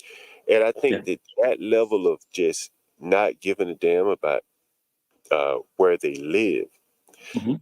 And so when you hear people say everybody wants a decent place to live, yeah, but it's relative. Yeah. There's some people that would diligently take their shoes off when they walk in the house, as an example. And there are other people that walk in the house with mud on the boots, right? People live very differently. And I think, you don't see that when you see them coming to work. But when you go inside their house, you see something totally different that may be presented to you outside. Yeah. And go ahead. Were you about to say something, Mike? Yeah, and we used to do that seems clean up, and it never bothered me. It never bothered me, but it is. You have to be real careful. We wore Tyvek, suits, respirators, all that stuff, because you're picking up all kinds of nasty stuff. But oh, wait a minute, were you the dead bodies, or were you just cleaning up the blood? Not the body. No, all the remaining. Man. Yeah. Man, I tell you, I cleaned up a dead body scene where a guy bled out in my apartment building. And I showed that apartment building on the stream about a week or so ago. Man, dude bled out in my apartment building, man. I don't know if I had a Tyvek suit. I doubt it. You got to be careful, man, because you never know. The biggest thing was, what was the biggest thing? Hepatitis. Tuberculosis. Really? Yeah. I didn't even think about that. I was thinking hepatitis. That too. Hepatitis. And you don't know if they're HIV positive or you don't know. So you have to just make sure you don't touch it with any kind of your bare hands or anything like that. Yeah. Somebody says I did have gloves on. I will say that. You buy property now, you're going to be underwater in the mortgage. It depends on where you're buying, what the price is. And it depends. It depends if you win it solo, you don't have the money for it too. Right. The price is everything. You get a good price, you're not going to be underwater on the mortgage. The rate doesn't even really matter. You get a good price. The rate is the one that matters the most. Right. Look, it's 1.9, baby. Look, it's 3 things for a mortgage, right? It's the price. What is it? The price with the interest and what's the other one? The price, the interest. Well, you get the price for the house, then you got the interest, and then you got the interest rate, and I guess then the terms, right? 30 years, whatever. That's your price right there, right? If you can get a good enough price, then the rate really doesn't matter, right? Or you get a low enough rate, the price kind of. To be honest, right? Look, we could take out the equity right now if we wanted to, but we're if you got equity in the house, I'm not suggesting that's what you should do, but no. We got plans. Once the house is like, I don't know, 85% paid off, then maybe we'll take out that equity, purchase another home, sell it or rent it, and just Here's someone said people are not American dream, baby. People are not inheriting property like they used to. I have a thought about that. I think, hey, Stanley, I'm bringing you back. Again, I'm not trying to debate Stanley. We're just talking a little real estate, good, bad, indifferent, just some things we've seen. People are not inheriting property like they used to. I think that the reverse mortgage has a big effect on that. That the reverse mortgage is causing people to not leave their properties because they're spending the money during their lifetime.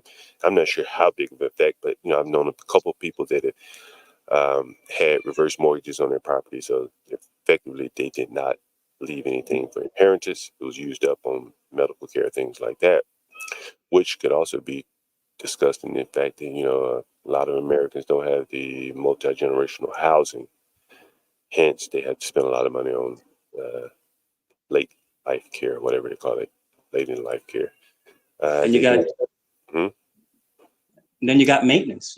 AC goes out. Or you got a hole in the roof. And all this. You got insects. All this stuff factors into being a landlord. It really does.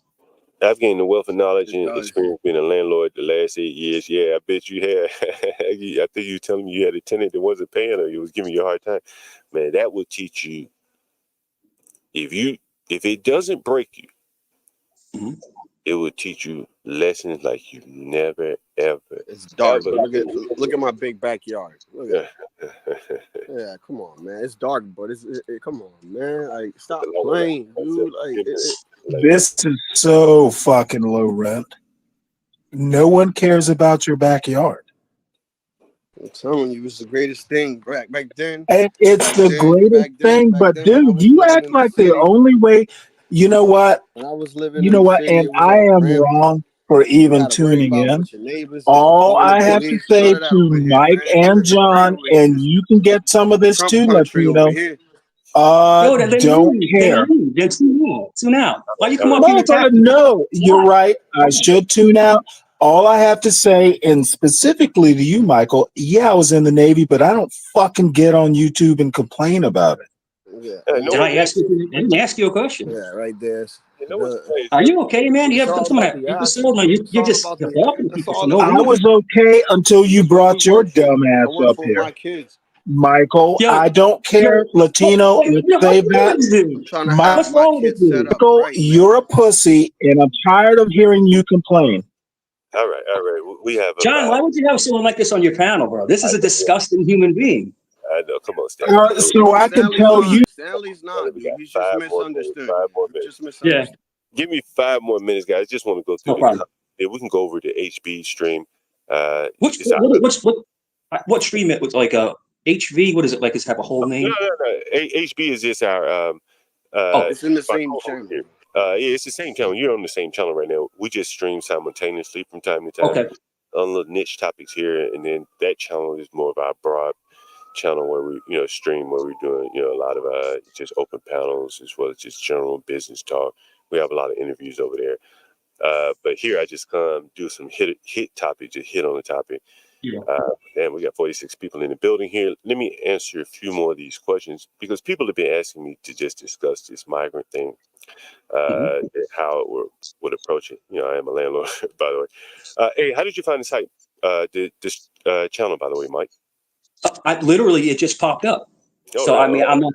Yeah, it just said you were live, and I remember you from. I think I talked to you on CTs. Okay, yeah, we stream 24 hours a day for the most part, so you can always find. Make sure you subscribe here. Definitely, I will. I was like, I know this guy. I know Mike. Glad you're here. Let's see, Stanley, man. I wasn't trying to be dismissive to you, man. I'm just trying to get through it very quickly. There's a certain psychology you learn to landlord, especially when, man. Listen, I've had peers, man. You riding high, man. Everybody's paying you. And I need to be fair and honest with you. I'd be like itching for someone not to pay to give me something to do. Sometimes you get bored, just everybody's paying smoothly. But when they don't pay you, and then when they hunker down and don't want to leave, man, it's a feeling like you've never seen before because you are in some sense powerless. You can't just go and do what you want to do. You have to think it through, kind of a Machiavellian type approaching people who you kind of have to. In my sense, I term it, you have to use their momentum against you, against them in some way, like a jujitsu. I think that's jujitsu. But you had definitely, I've never had to beat up a tenant or anything like that. But you definitely have to think, man. You gotta think, man. What in terms of what are people's base motivations, things like that. How to get someone out of your house and motivate them to get out of your house without having to kill them. You know what I mean? And so, because that's your livelihood. That's your livelihood. Well, a lot of people, I think, want you to go that direction. You understand? So you really have to resist that because that is what they want you to. They want you to get violent because that gives them leverage. That's their home field advantage because now they can file a restraining order on you and then you can't even come to your property. So you have to really resist that, man. Hey, Devotee, I see your comment. send me an email. I'm going to put that, and we can discuss. And we can discuss. You come up on the panel next time I do this. I think I'm going to kind of do this regular. Oops, I misspelled it. I think I'm going to do this regularly. Just go through some real estate topics whenever I see them in the news. The power company is calling. Is your refrigerator running? Hey man, you can't. That's another good question I want to ask. What's that? Since you said something about power, how does that work now with utilities? What do you mean, cutting somebody's utilities off? You can't do that. That's against the law. No, because of the migrants taking over. Now the utility is not under their name or anybody that's. Oh, you're gonna have to keep them on, bro. You gotta keep them on. You gotta have to keep them on. Because there could be someone in there with a ventilator, on a ventilator. And that person has to have power in their home. You cut the power off, you're gonna get a murder charge. So you better keep the power on. That's very true. The city will come against you, bro. This is Is a wicked world gonna sing something? DJ hey mate, come on. We're not doing karaoke tonight. I just wanted to sing karaoke for the panel. Do that. We're still live, and I'll be over there shortly over on the other stream, so we can do that in a minute. Again, I just come over here to do some quick hitter topics, and then that's our primary channel. This is you know what I mean. We can stream something. But typically typically we're all together. Not even branching out. It's the same stream, same channel. But to come over here and hit a topic quick without like an open panel. Plus, it makes it easier for Portia if she wants to cut something like that, and it makes it easier for people who have real estate specific things they want to talk about or any specific thing, as opposed to just jumping in on an open panel. I think this is better. Oh, they ended. They didn't have to end the other stream to come here because this is not going to be very long. Again, someone just wanted to talk about the Colorado thing. I was hoping that they wouldn't end it. I should have told them not to end the chat. Otherwise, I'm going to let them just continue this one on here because I think it's going to be an interesting topic. If someone's from Colorado here, I would love to hear them chime in. To hear what's up, chat. I didn't know all you guys came over here. Now, no wonder we have 50 people in the building. Okay. Who's John? Who's from Colorado, John? I don't know if we do have someone from Colorado. Oh, okay. Yeah. Please come up, please. Someone here saying, "Opana, what is wrong with Germany?" Yeah, I don't know why. I mean, there probably aren't as many professional opportunities in Germany with all the social stuff, the taxes, blah blah blah. Black Martin is funny. Dan reminds me of this white boy. I don't know. Dan, I think that's the young boy. Rashu said he cleans carpets, Mike. Okay, yeah. What part of the country are you in, Mike? I'm Virginia Beach, Virginia. Okay, yeah, I'm in DC area. Yeah, not too far. Yeah. We because you're not limited, but we have my company or company I work for wasn't mine because it was a large company, but we specialize in hotels. That's where you make the money. You get 50, 60 hotel rooms to clean, in the hallways. And so we would do hotels in DC. Biggest pain in the butt. Parking is a nightmare. Oh, yeah. Carpet cleaning is good. You make some good money, but it's hard work, man. It's really, really hard work. Man, you won't believe this, man. I took all my carpet out of my properties. I won't put another piece of carpet anywhere, bro. Like, it's just, whenever, because I used to rip it up myself. I get laid down in the Section 8 apartment, then rip it back up, and man, I would see all the dirt up under the carpet. I see, oh my goodness, man, it's easy to just keep a hardwood floor clean. I thought I was protecting the floor, thinking that they may damage the floor and protecting, but I've had so many floors sanded over the last 3 or 4 years. It's easier to just keep them refinished, refinish the floors and put in carpet, in my opinion. I don't know why I let them put it down. I really have no. I don't know why I ever put it down. But for years, I got carpet upstairs and then hardwood downstairs. And carpet, you like walking on carpet? Is it the noise you're trying to? I like it in the bedrooms when you get out of bed. You can carpet. It's nice because the hardwood is cold. It's cold. Sometimes I have to put a towel down, put my feet on a towel because it's cold. Yeah, I guess I wear flip flops or something. Right? Yeah, Mine's hardwood. Yeah, no doubt. Man, I live in New York. The hardwood doesn't get that cold. Or DC, lenders could redline and require 65% loan to value on the purchase. That would. And that's where I grew up. I grew up in New York. And I left at 16. And from then on, I've been in Virginia Beach. But you know, it's so much better down here. Down here than up in New York. You know. Yeah, I think so too, man. It's not as expensive. Yeah. The crime, Virginia Beach has the smallest crime rate, I think, in like almost the whole state.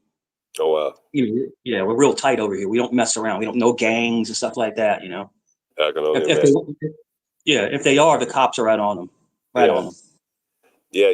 I've been down to Virginia Beach maybe a couple of years ago. But yeah, I like the DC, Virginia, that area. For DC and down. I don't want to go to Baltimore. I don't like Baltimore at all. John, you should have a landlord like that. Hey man, Psycho Man 90. Not even for the seafood, bro. Not even for the seafood. Oh man, Baltimore. Come on, man. Not for the crap cakes. I mean, above New York is good too, but between New York and Philly, New York and Baltimore, I can do it out the whole area. I've been to Baltimore. Baltimore is wild. That's a wild spot, man. Yeah, let me get to some of these comments before I get out of here. John, well, I guess they're going to keep it going on since they ended the other stream. John, you should have a reality show about the landlord. Like, I tell you, man, if I had cameras and stuff when I had regular tenants, it would blow your mind. Some of the things that, like I said, the murder scene and so much other stuff. Your comment was, if you buy, you're going to be underwater with the mortgage. It depends on the price. Right now it's not a good time to buy though. 768 credit score. That's very good. Stanley, first time buyer loan is gonna get me right. Yeah. All right, now 768 is good. You get some really good terms with that. Put some money in a place that returns more than the interest and it's free. You're gonna have to more than the interest. I'm not sure exactly. Yeah, I guess. Yeah, I don't know about being free, but above I'm not sure what he's saying there. You need to rephrase it. Yes, because the market is not good to buy. It depends on what market. Depends on where you are, and again, it depends on the price. People are buying every day, right now, yesterday, tomorrow.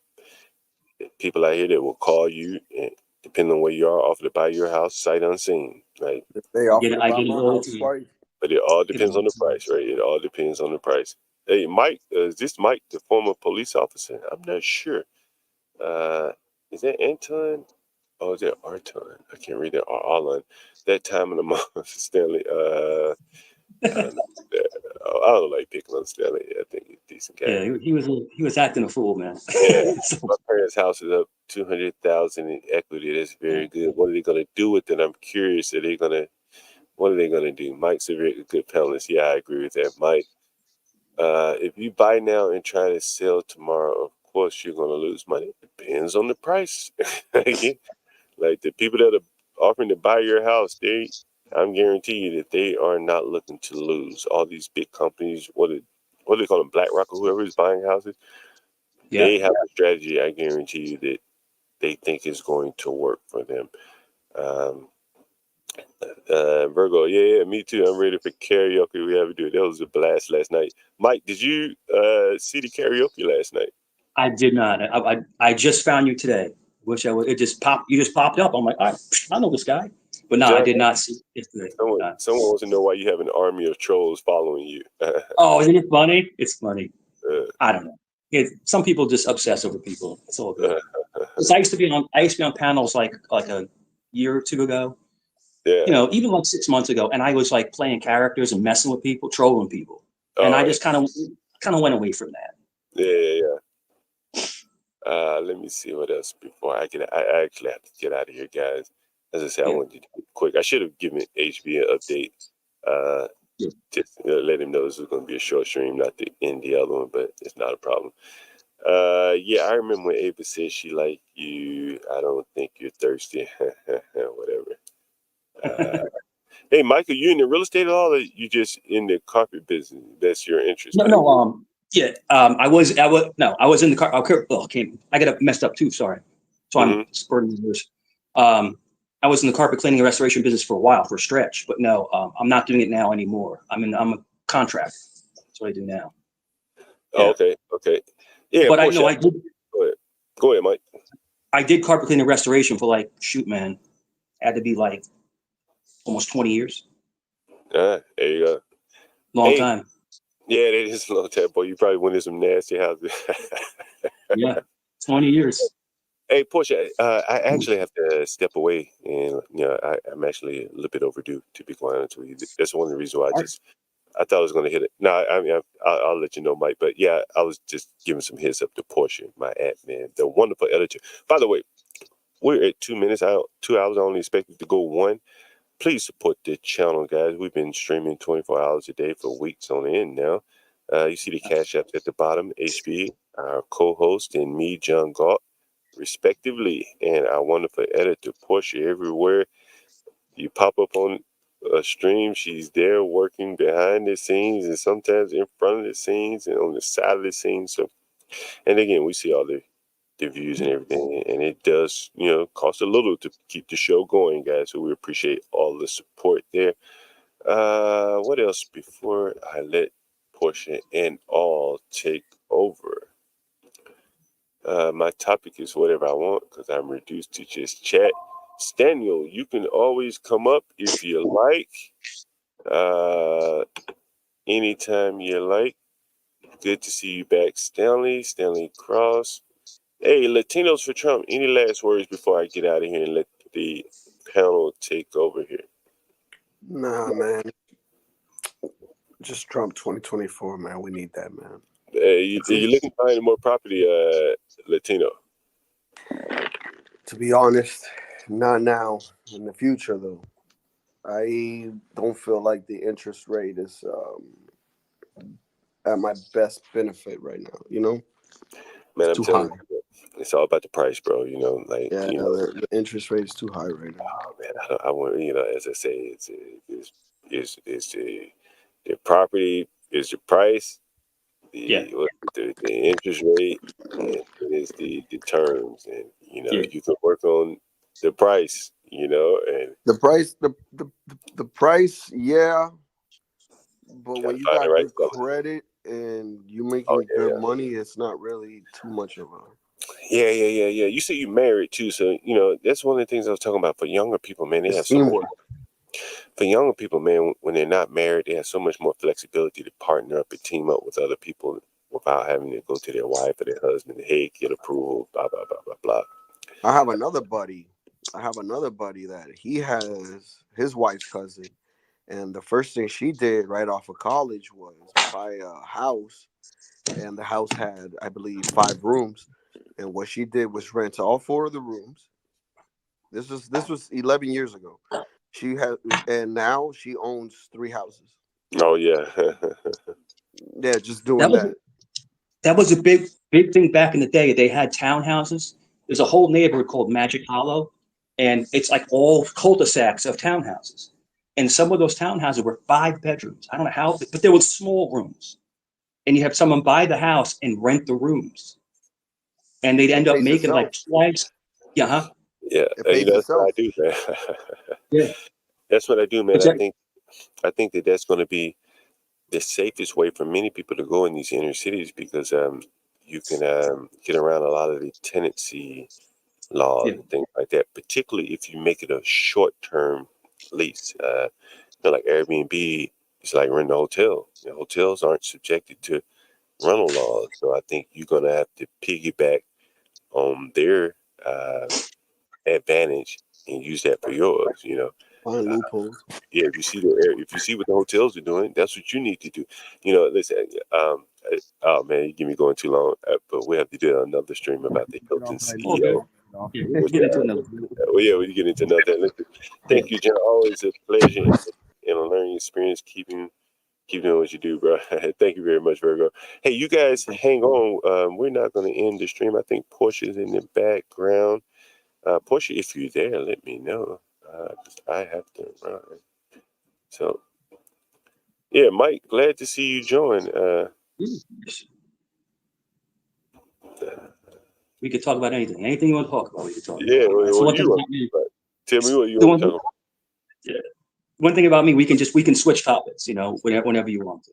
Yeah, yeah. I actually need to get out of here, honestly. All right. No So I problem. need to see if actually I'll go ahead and end the stream, and they may start up another one. Hey, Mike. Again, glad you joined, man, and I hope you subscribe and come back again and get on the panel. I will. Definitely. Some people have some great things to say about you. Yeah. Thank you. Take care, man. Yeah, thank you. We have 51 people in the panel tonight. Guys, make sure you support the channel. We have 3 hosts here. Portia does double duty as a host, as well as our wonderful editor, and of course, HB in the morning, that trucking, keeping it going, as well as delivering your goods, and me, John Galt, the urban landlord here. I'm not going to bed. I'll be up for a while. Hell, I might do another stream middle of the night or something like that. Anyway, I'm going to end this one. Hopefully, HB or Porsche will pull back up. If not, they all deserve a break. All right. Talk to you later, guys.